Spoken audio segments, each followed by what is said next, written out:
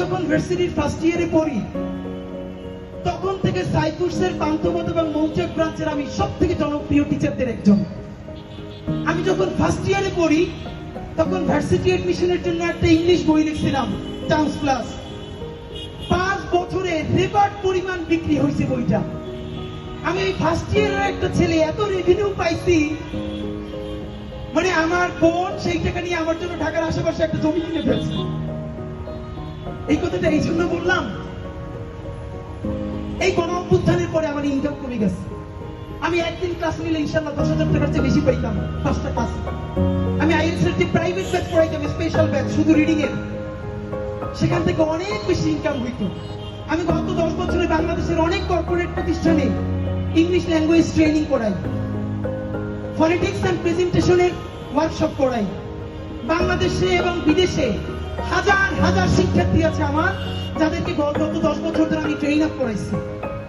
এই কথাটা এই জন্য বললাম,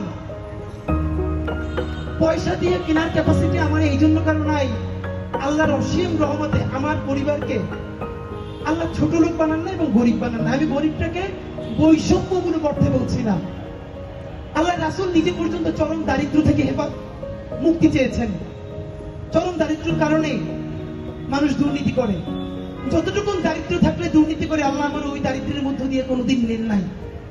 আপনারা দোয়া কইরেন আল্লাহ যেন আমারে ওই পরিমাণ দারিদ্র অথবা দুনিয়ায় আল্লাহ ছাড়া কোনোদিন কারো কাছে মুখাপেক্ষী না করে।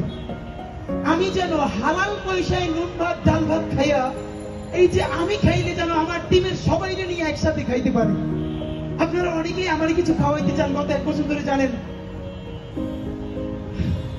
মানুষ কিছু একটা খাওয়াইতে খুশি হয় না? আমি ইদানিং মায়েরা, আমাদের বোনেরা সংসারের পর একটু যদি নতুন সংসার করে, ছোট্ট ছোট্ট জিনিস নিয়ে কেমনে সংসার কইরে তোলে না, এই ফিলিংটা আমার মধ্যে তৈরি হয়েছে। আমরা ইনকিলাব কালচারাল সেন্টার করছি, 30 লক্ষ টাকার বেশি আমাদের ওখানে খরচ হয়েছে। 10 টাকা 20 টাকা 50 টাকার জিনিস নিয়ে আমাদেরকে যে যা দিতে চায়, জানেন এই টিমের সবাই কেউ কোনোদিন বাড়ি নিয়ে যায় না, সব থেকে ভালো জিনিসটা সেন্টারে নিয়ে আসে। বাবা বাসায় নতুন একটা ফার্নিচার কিনলে ছোট বাচ্চারা যেরকম খুশি হয় না, জানেন আমাদের টিমের পাগল ছেলে মেয়েগুলো কিরকম? আপনি ওদেরকে এক সন্ধ্যা ভালো খাওয়াইতে চাবেন, জীবনে খাওয়াইতে পারবেন না।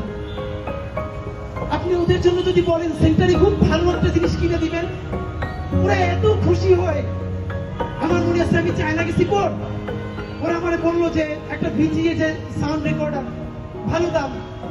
আমি বলছি না, এত পয়সা দিয়ে কিনতে পারবো না। কিন্তু এরপরেও আমি ওদের জন্য ম্যানেজ করে কিনে আছি। এটা ওদের কারণ, সেন্টারের জন্য।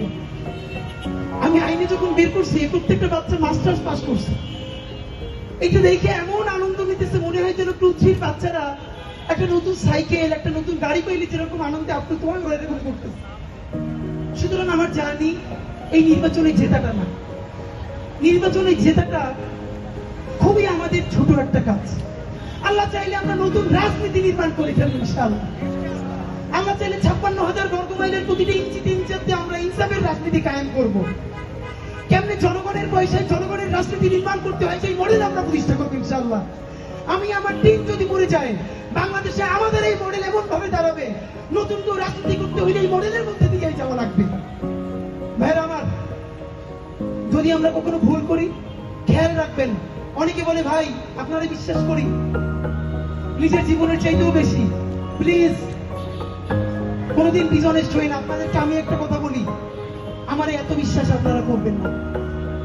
অন্ধভাবে নিজের সন্তানকেও বিশ্বাস করবেন না, অন্ধভাবে নিজের বাবা মা স্ত্রীকেও বিশ্বাস করবেন না। ভাইয়েরা, এক চক্ষু দিয়ে আমাদেরকে বিশ্বাস করবেন, অন্য চক্ষু আমাদেরকে পাহারা দেওয়ার জন্য রাখবেন।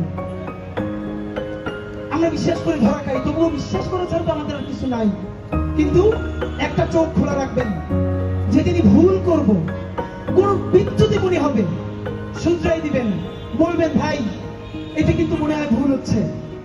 আমি, আমরা, আপনারা, বাংলাদেশের সবাই মিলে ইনশাআল্লাহ ঢাকা 8-এর এই রাজনীতিকে বাকি 299টা কনস্টিটিউতে ইনশাআল্লাহ পৌঁছাই দিব।